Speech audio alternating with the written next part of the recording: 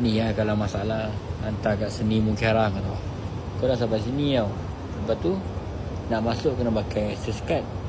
Guard mana guard? Guard mana guard?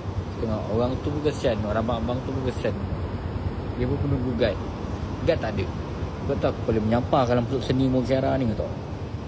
Dia bukan menyampah apa tau. Guard dah lama register kat situ, dah makan masa. Lepas tu nak tunggu diorang datang lagi access card kat diorang. Memang bahenol diorang ni. Buang masa kau tengok. Aku geram. Aku pernah buat konten sebelum ni, naik tingkat 3 paling atas tau. Aku pernah buat konten sebelum ni kan. Sekarang ni kita naik lagi. Kita tengok penthouse lah.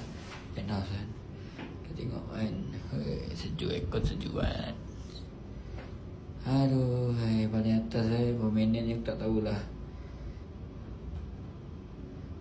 Berapa lama pun aku tak tahu nak naik ni. Kita tunggu je lah kan. Sampai lah dekat penthouse aku cakap. Siapa yang tahu seni ni macam mana kan. Memang tak tahu lah level-level dia kan. Dia okey je kan. Ada lift private kan. Tapi guide ni selalu slow. Nak masuk register tu pun dah makan masa.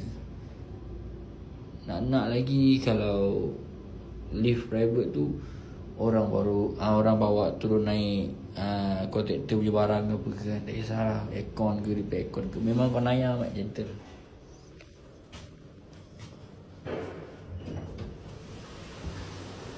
43 penthouse. Dia pun jaga ni.